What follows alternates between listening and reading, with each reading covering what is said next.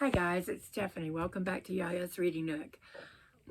Today I have a book haul, a big book haul, and a book accoutrement haul. First I will show you my accoutrement really fast. It's this. It is a book magnifying glass. I mean, you can set it on the book, on the pages, and it magnifies it. And that is just what I need right now because my birthday was Friday the 27th of February, and I turned another year older, and my eyes probably turned about 3 more years older. So, if I decide I want to read the back of anything, I'll be using this, but I'll hold it down so you guys won't, it won't look weird. But let's get started. I have books from Goodreads, just one. From my library. They have like a little boutique. They call it a boutique shop. It's just some shelves with books to sell on it. From a pre-order that I did with Amazon. What else did I get? Oh yeah. McKay's, because I went there yesterday with my son and got some books. I did have credit for it. I took some books back and got more credit, and I had some cash, and he actually bought me a book, so I'll tell you, I'll make sure to let you know which one he bought me. And I've got some books from, did I say Book Outlet? I've never used Book Outlet before, but they were pretty good. So, without further ado, let's get this show on the road. The very first one is the one book I won from Goodreads, and I know nothing about it except I think it's in a series, and I didn't know that. But it is called Even the Dead by John Banville, and it is, let me read the top blurb on the back. This way. Quirk's latest case leads him inexorably, is that a word? I can't pronounce it, toward the dark machinations of an old foe, and this mystery from one of the most imaginative literary novelists writing in English language today. That was by the Washington Post. Perhaps Quirk has been down among the dead too long. Lately, the Dublin pathologist has stuffed hallucinations and blackouts, and he fears the cause is a brain tumor. A specialist diagnoses an old head injury caused by a savage beating. All that's needed is an extended rest, but when a body turns up, any possibility of that vanishes. So, I guess Quirk's going to have to solve the mystery. But I'm going to look it up because, y'all, this is one thing about me.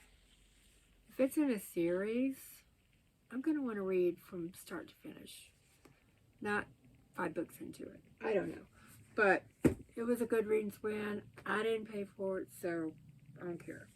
The next two are from my library's boutique. And the first one is, and this was a Book of the Month book. It's now a Netflix show, and I tried watching it, and I was like, ew. But hopefully the book is better, because it always is. And it's Karen Slaughter's Pieces of Her, and it's about a woman who, back in the day when she was younger, was kind of like a radical, and somebody comes into, I want to say it's the restaurant she's working. This is, I'm getting off of what I remember from the TV adaptation, and tries to kill her, or kill people, and she kills him, and her daughter's like, whoa, Mom.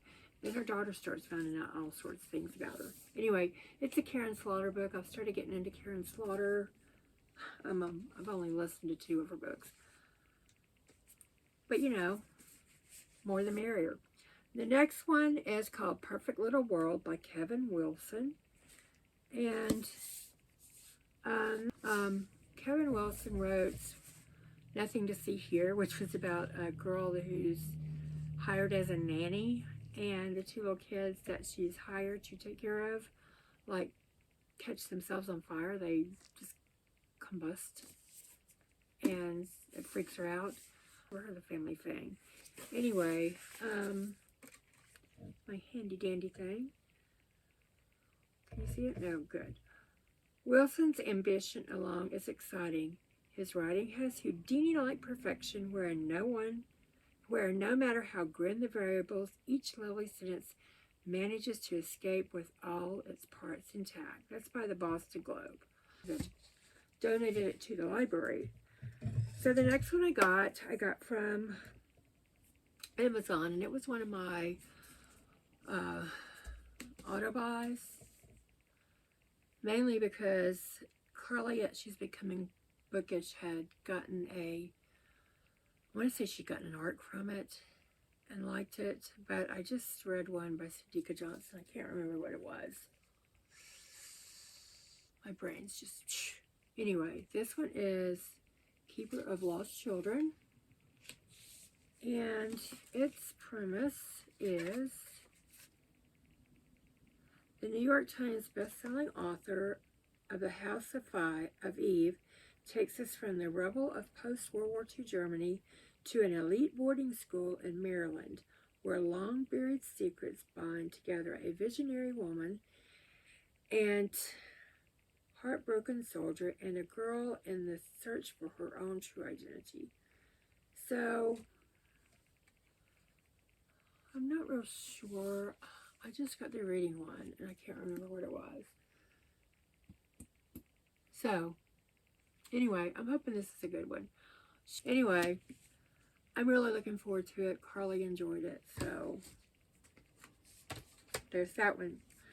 Now, the next one is what I got from Book Outlet. I only got 4 books because I didn't want to spend a lot of money in case they did me wrong, like sent me books that weren't any good. But most of these are from what Danielle over at Bookburger has said.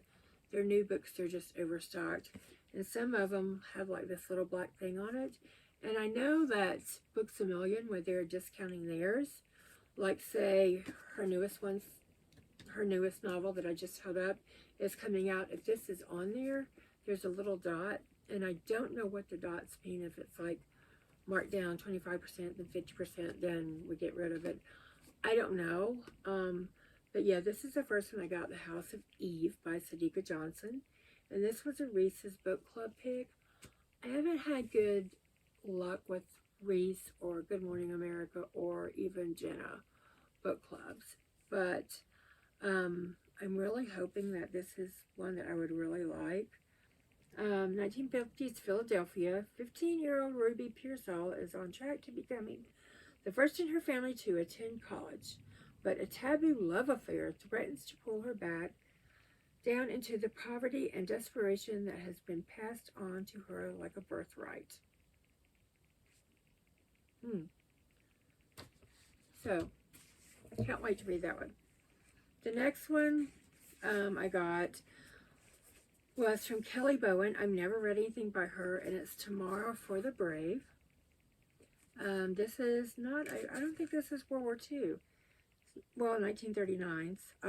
So yeah, World War II. 1939 France. It's inspired by a true story of the only woman to serve in the French Foreign Legion. Ooh. This gripping novel celebrates her courage and strength as she fights for Allies forces in World War II. So it says 1939 France. I hope you guys don't mind me looking down like this. Lavish parties, fast cars, and in a closet full of latest fashion.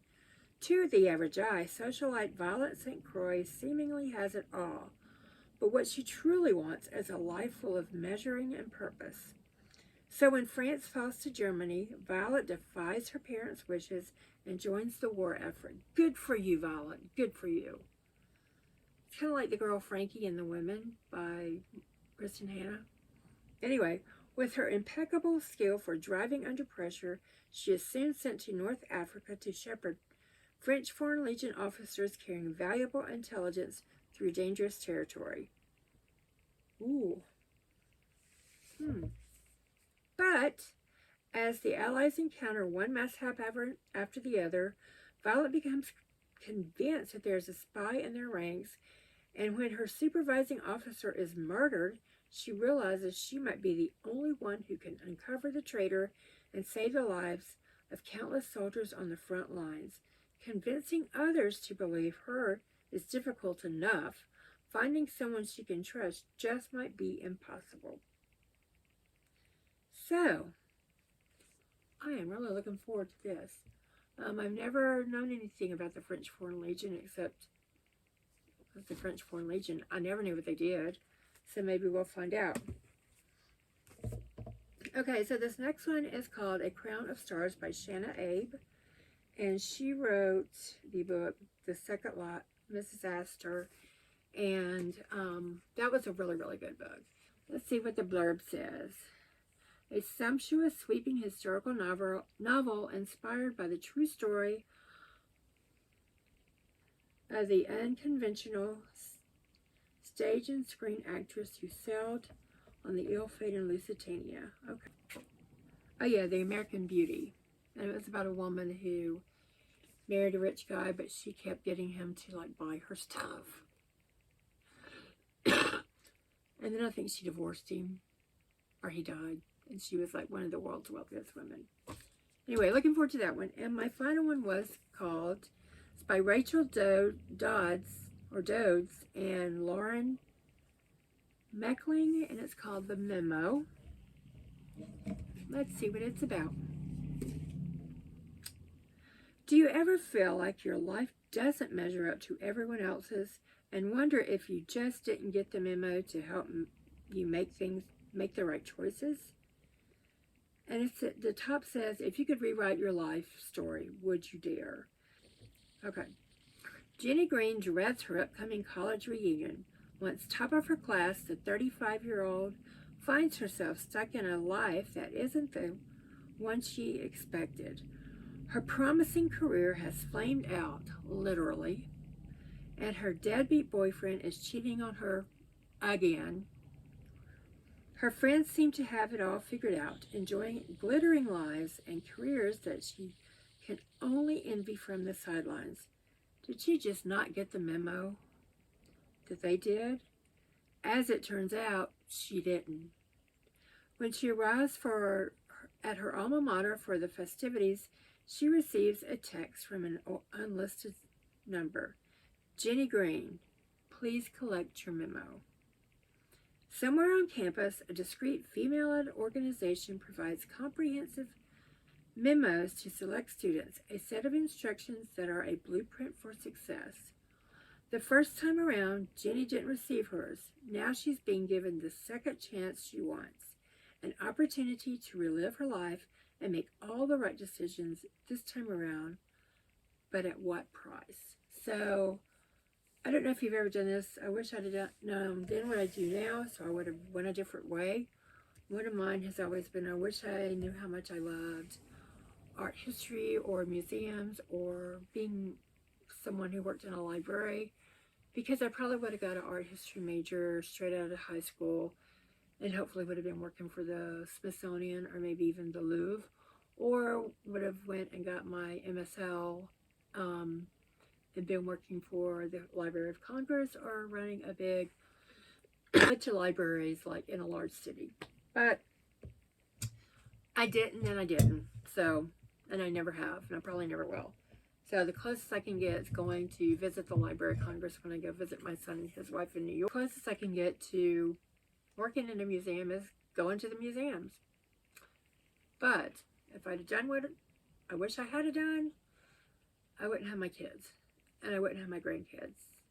So you have to weigh life's choices. Do you want to keep what you got or go back in time and redo it? So on to my biggest one. And that is what I got at McKay's. The first book I got, it was pretty cheap. I'm doing a video. It'll take a while to get it done. Reading like my coworkers, and one of my coworkers, she's also in we're also in a little crafting club together, because one of my coworkers is a real mystery thriller kind of person, and she recommended a Nevada Bar book. So I found this pretty cheap at McKay's, and it's called Endangered Species. I don't know anything about it, but I'm pretty sure there's a plane gonna crash maybe because of that. Maybe they're fooling me. Y'all can be fooled. The next one is another Kevin Wilson book, and I want to say this is maybe one of his newer ones out, and it is called Run for the Hills. And it's a really short book. Maybe I'll try to read it this month in March, because I really like his books. I loved Nothing to See Here. And it says that an unexpected road trip across America brings a family together, and this raucous and moving new novel from Kevin Wilson, the best-selling author of Nothing to See Here. Ever since her dad left them 20 years ago, it's been just Madeline Hill and her mom on their farm in Coldfield, Tennessee. I wonder if that's a real place. I have to look it up later. While it's a bit lonely, she sometimes admits, and a less exciting life than what she imagined for herself is mostly okay. Mostly. Then one day, Reuben Hill pulls up in a PT Cruiser and informs Madeline that he believes she's his half-sister. Reuben, left behind by their dad 30 years ago, has hired a detective to track down their father and a string of other half-siblings, and he wants Mad to leave her home and join him for the craziest kind of road trip imaginable to find them all. Now, this is going to be cool. This is going on March TBR. Let me throw it over there on my bed because I'm reading it. The next one is called, and I've never heard this author, or I've yet to see very many books about this time in history. It's Red Letter Days by Sarah Jane Stratford.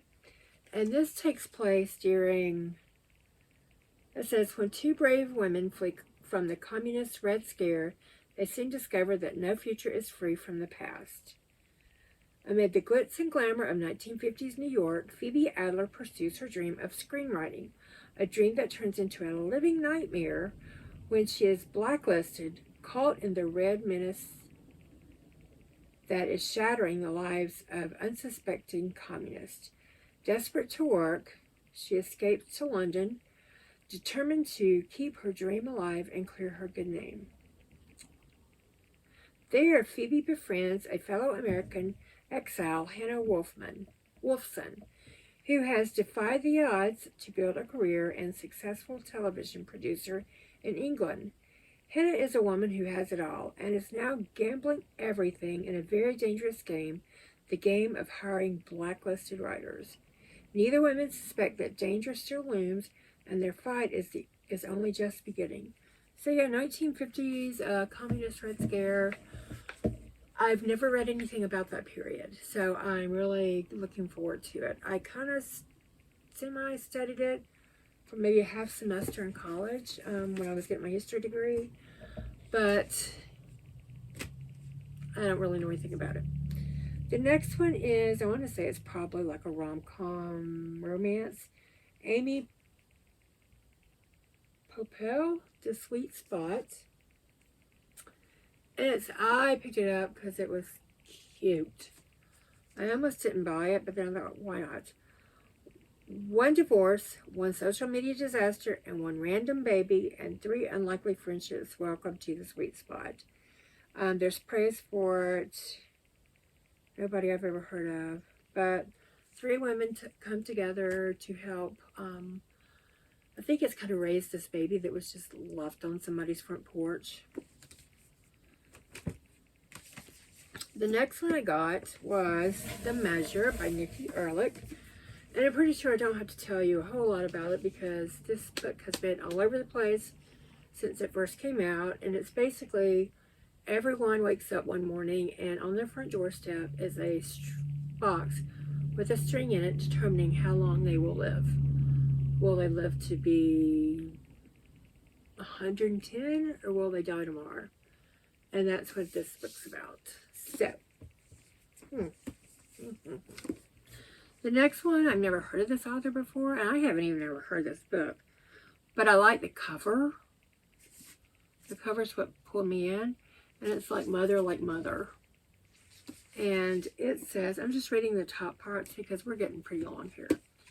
An enthralling multi-generational family saga about strong-willed women whose lives are unknowingly shaped by the secrets buried in their past.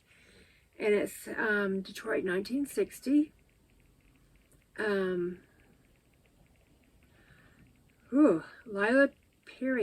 Lila is 2 years old when her angry, abusive father has her mother committed to an insane asylum. Lila never sees her mother again. 3 decades later, having mustered everything she has, brains, charm, talent, blonde hair, Lila rises to the pinnacle of American media as a powerful, brilliant executive editor of the Washington Globe. Lila unapologetically prioritizes her career, leaving the rearing of her daughter to their generous husband Joe. He doesn't mind until he does. But Grace, their youngest daughter, feels abandoned. She wishes her mother would attend PTA meetings, not White House correspondents' dinners. As Grace grows up, she cannot shake her resentment. She wants out from under Lila's shadow, yet the more she resists, the more Lila seems to shape her life. Grace becomes a successful reporter, even publishing a best-selling book about her mother. In the process of writing it, she realizes how little she knows about her family. Did Lila's mother, Grace's grandmother, die in that asylum? Is refusal to look back on the only way to create a future? How do you ever be yourself, Grace wonders, if you don't know where you came from? Spanning generations and populated by complex, unforgettable characters, Like Mother is an exhilarating portrait of family, marriage, ambition, power, the stories we inherit, and the lies we tell to become the people we believe we're meant to be. So, Mama disappears,